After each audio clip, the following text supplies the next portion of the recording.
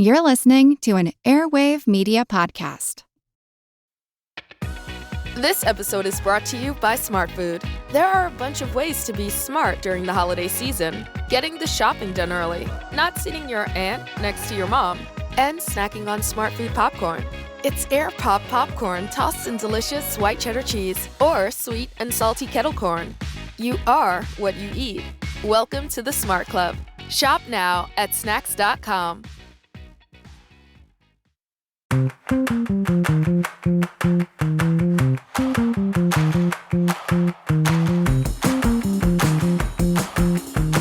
Hey, and welcome to Fan Theory Queries, where we analyze fan theories from all over the internet, but mostly Reddit.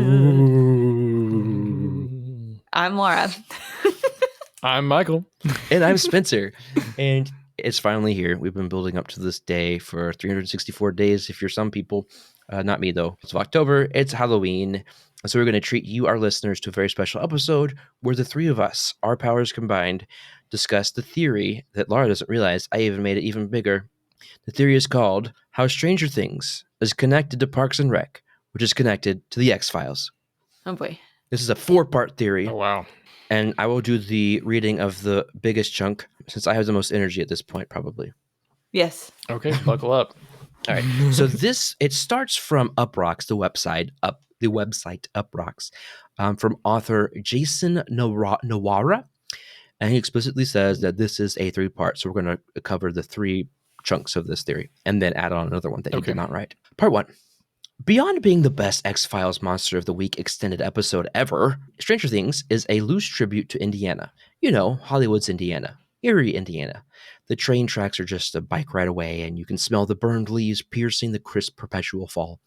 Writer, director, executive producers, the Duffer Brothers have jam-packed a full 4 seasons of horror and pop culture references into Stranger Things, so it's entirely possible that Steve Harrington, Nancy's flame, and possible future long-term boyfriend, is the father of John Ralphio from Parks and Recreation.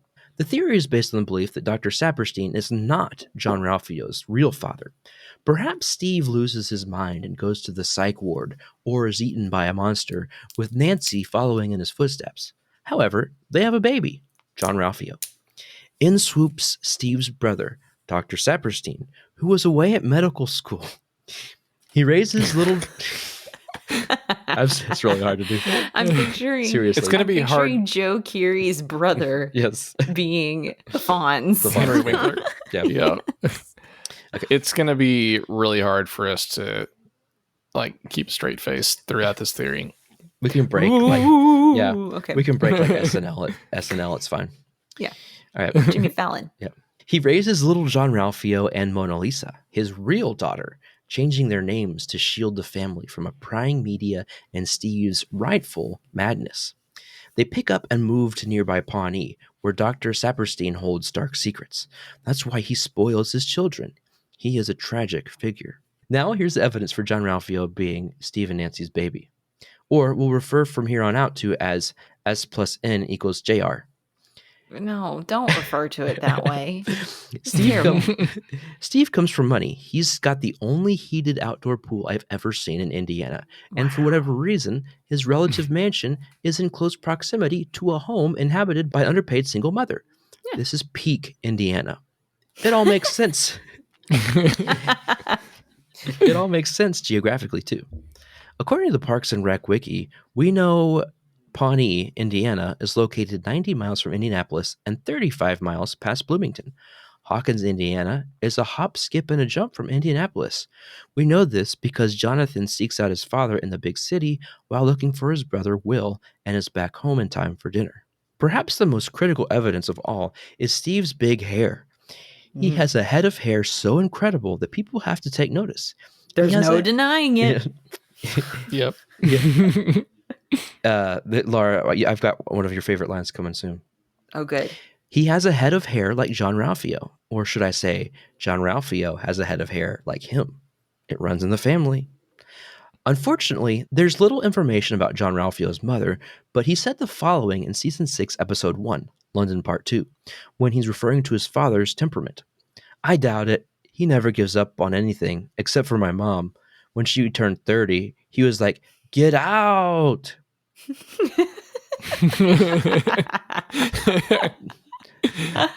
Could that be Nancy?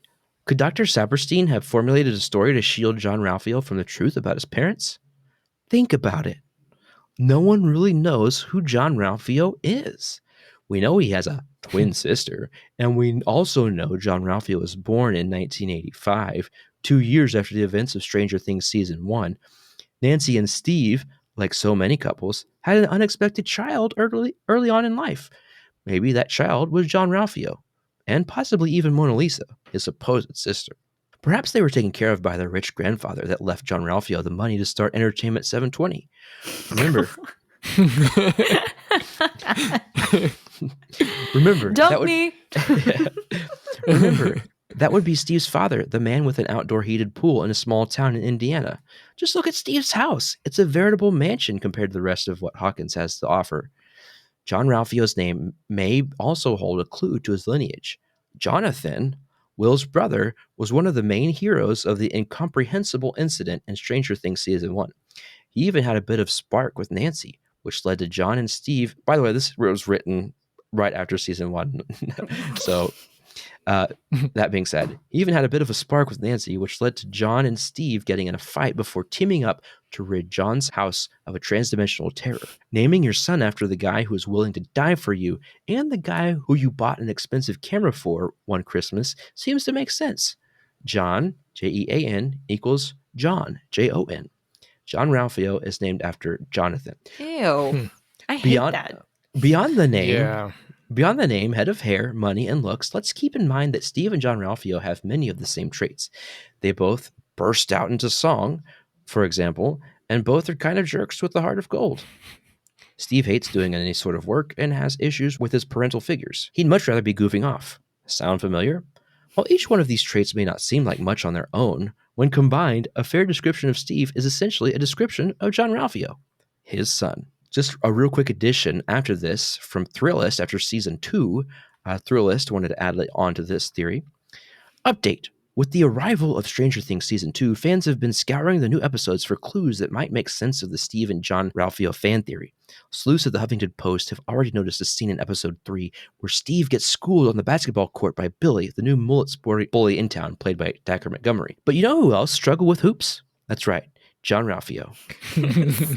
Those are the types of moves a father could pass on to a son. According to a recent interview with the Huffington Post, the choice to make Steve a horrible basketball player was a subtle nod to the popular fan theory. I think the basketball is the only hint, I would say, said Joe Keery. But if that's the case, in real life, Ben is an absolute great basketball player. He has got a nice, sweet jump shot. All right, so first part of the theory that connects Parks and Rec and Pawnee is that Steve is John Ralphio's real father. I'm going to pass the part about the name. That's okay. I'm going to pass the torch on to Michael for part 2. All right, so part 2 of this theory is that Pawnee may be a sunny version of the Upside Down. After multiple viewings of the entire series, it's clear nothing about Parks and Rec makes sense. A good, kind woman has nothing but success in politics while rarely breaking her left-leaning code in a red state of which Mike Pence is the governor. What's that? Pawnee is a fictional part of Indiana? Pence isn't the governor in that universe? Anything can happen in this strange Indiana. Exactly. If the multiverse offers unlimited variations to any moment in time and space, and we have a monster that's opening portals to a shadow realm, there are infinite possible upside down shadow realms. It's entirely possible that one of these upside downs is an Indiana that is far too sunny. This Los Angeles version of Indiana where everything is nice and simple. One where a John Ralphio wreaks havoc upon Pawnee. Oh, and that's my. the second part.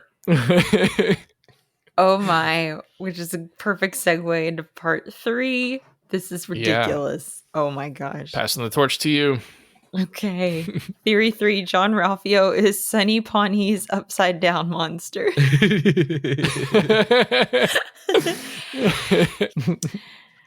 John Ralphio has never succeeded, and yet he still exists. everything he's involved with, everything he does, from Entertainment 720 to his human relationships, are sucked into a hellacious black hole. John Ralphio sucks souls. He takes the life from people, places, and things without a hint of remorse. He is pure evil, just like the monster. I have the mental image while I'm reading this of when he's in the club doing the rap for everybody, but he can never end the raps on the rhyme. He goes in another syllable and misses the rhyme. She's the S to L to the E to the SLIE. She's the cutest little hottie in all Pawnee, Indiana. Okay, back to the theory. Mm-hmm. In the multiverse, this is just a different version of Jean Ralphio. Also, through all of Parks and Rec, we hear about various people having bowel movements. These people are unquestionably human. They show empathy and emotions. However, have we ever heard about Jean Ralphio visiting the bathroom? No. Why? Because he's metaphysical. He's part of the upside down. S plus N equals JR. When you deal with portals throwing people into randomized infinite instances of time and space, things can get confusing. Maybe John Ralphio is obnoxiously sucking the souls of everyone he comes into contact with. Maybe he isn't. Maybe he's just a bumbling kid who never knew his parents once fought a demon from an alternate universe. In the end, the only constant in this timeline is that S plus N equals JR. That much we know. This is ridiculous. This is the craziest. Oh, but it doesn't end there. There's more. It's about to get better. Mm-hmm. Here we go. If Stranger Things is connected to Parks and Rec, then what follows? Parks and Rec is connected to X-Files. It would make sense. Like a triangle? Yes, it is. Michael. It looks like the recycle symbol. Fill us in. All right. So the last bit of this is from a user, Random Musician, on Reddit. And they say that Mulder and Scully from X-Files visit Leslie Knope's Pawnee, Indiana. What?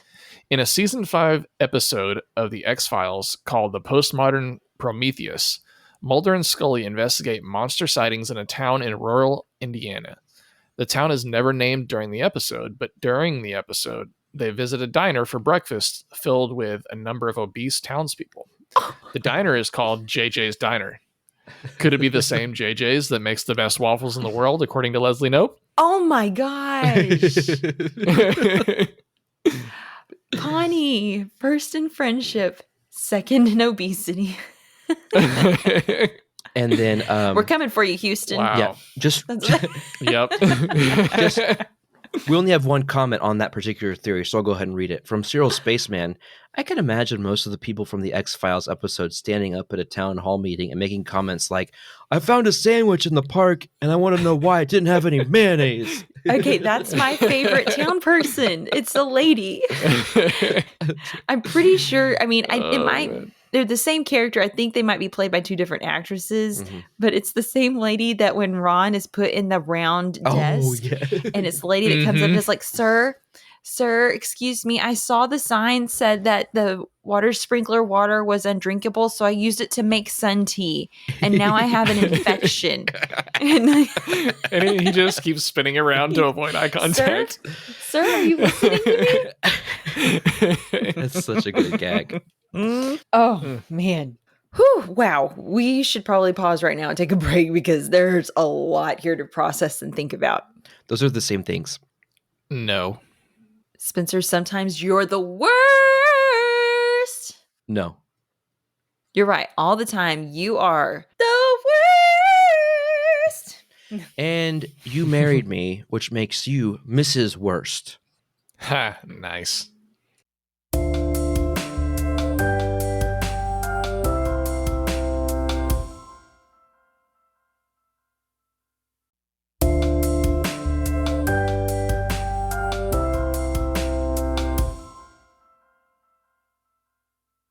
So, how are we going to do this? Should we rate this as one giant theory?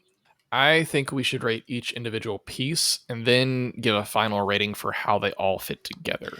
And then we can combine all of our ratings and have one mega rating.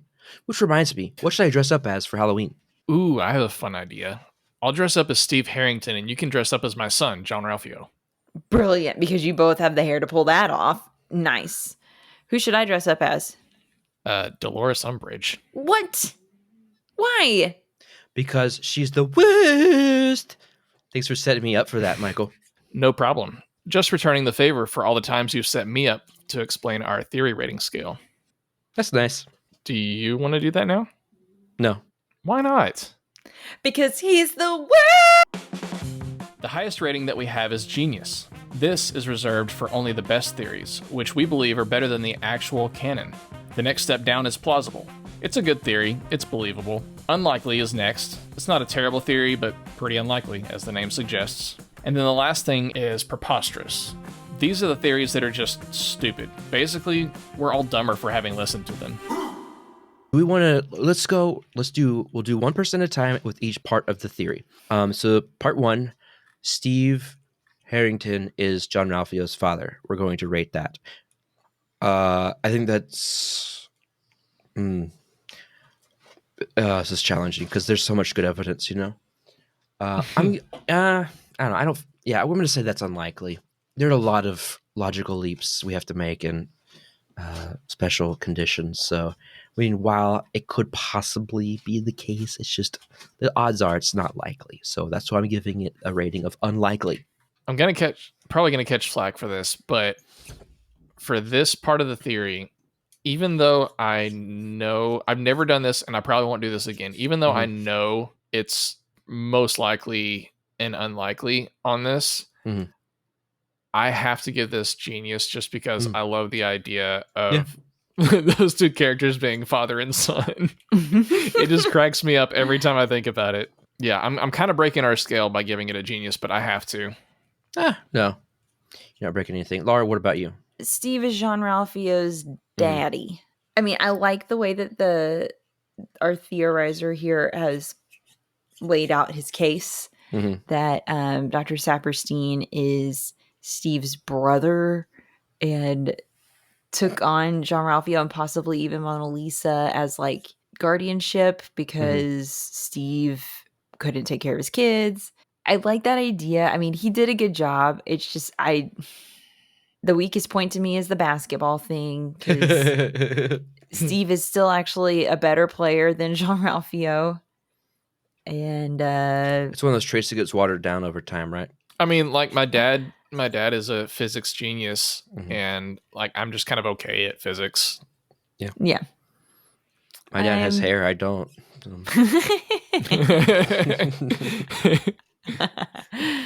And my dad doesn't have hair, and I do.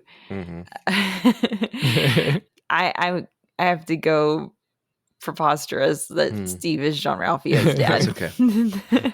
That's fair. I forgive you. All right, let's move on to part 2. Pawnee is the sunny version of the Upside Down.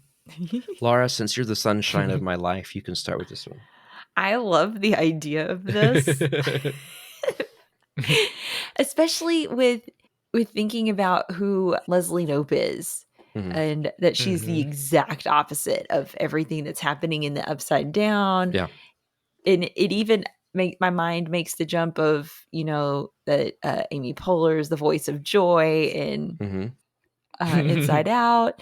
That's just totally opposite from what's going on in the Upside Down. I love the idea of it, that everything still turns out okay, although there are trash people in Pawnee.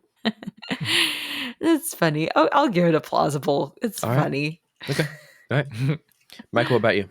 Yeah, this one I don't have to talk about it a lot. It's getting a plausible for me too. Yeah, I'm going to say plausible as well. Just the idea that it's clearly not while we recognize characters in the show as versions of people we know in real life, it's clearly not real life, which means it's some kind of alternate world. And if it's going to be an alternate world, it means it's an upside down, and it's a sunny version of the upside down. Yeah, it's possible. I could almost see it as, since they equated it to being like the LA version. What if it was that LA is the trashy upside down, and so the good side is Pawnee, which is super sunny and happy. I love What does that make New Pawnee?